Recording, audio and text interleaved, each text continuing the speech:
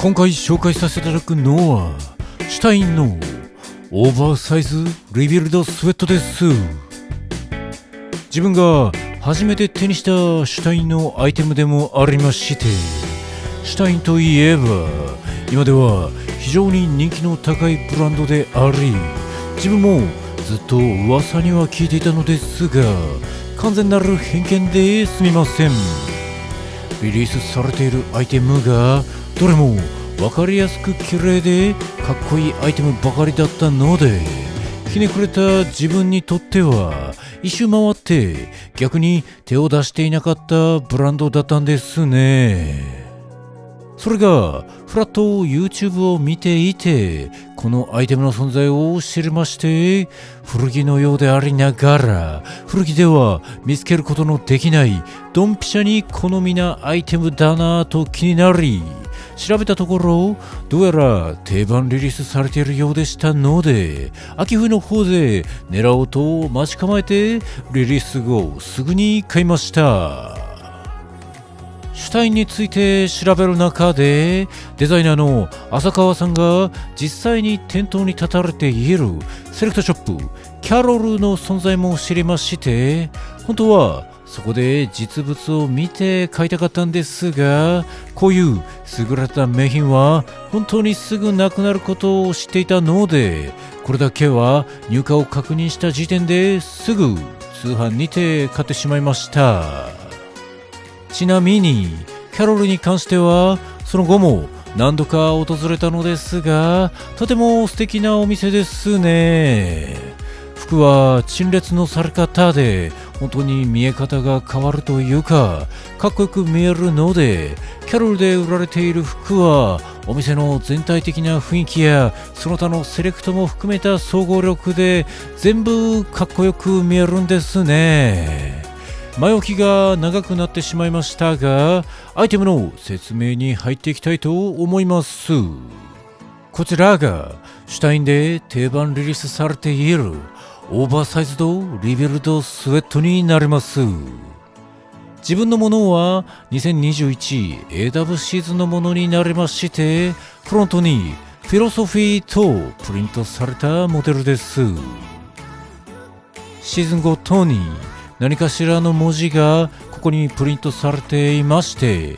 あとはリビルドというアイテム名にもありますが、ボディとスリーブでそれぞれ異なる生地のものを縫い合わせることで作られています。なので袖の部分に段差ができていて、再構築らしいディテールになっておりまして、あとは肩の部分やアームの部分など随所に散りばめられたダメージ加工が非常にかっこいいです。オーバーサイズなシルエットもこのグランジな雰囲気と相性が良く、いろんなスタイリングにすんなりハマってくれます。そして非常に芸が細かく、袖の先にブリーチがかけられていて、生地の色が飛ばされているんですね。ダメージ加工とこの再構築の組み合わせだけでアイテムとしてのデザイン強度は相当高いはずであるのに、ここまで気を回して仕上げられているあたり、おそらく相当強いこだわりを持って服作りをされていることが伝わってきます。余談ですが、デザイナーの浅川さんは古着屋からファッションのキャリアをスタートさせた方だと言います。名作と言われる服がなぜ名作と言われるのか、その理由を探るべく様々な古着を解体し、縫製の順番やロックミシンをかけるところ、巻き縫いしなければいけないところ、デニムの糸の番手など様々な項目をメモして構造が分かったら自分で縫い合わせるというような作業をされていたそうです。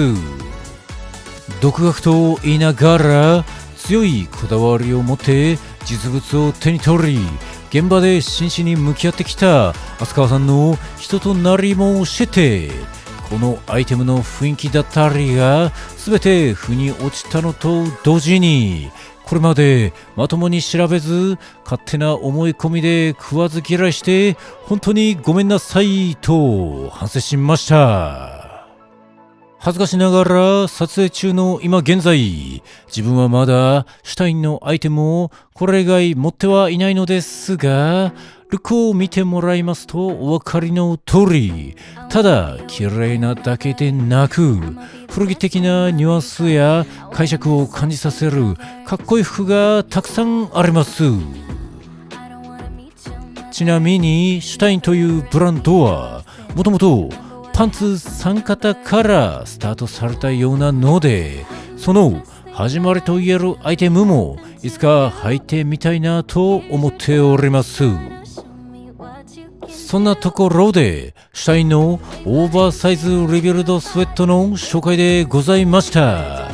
毎シーズンマイナーチェンジを重ねながらリリースされるアイテムになりますので、ぜひチェックしていただければと思います。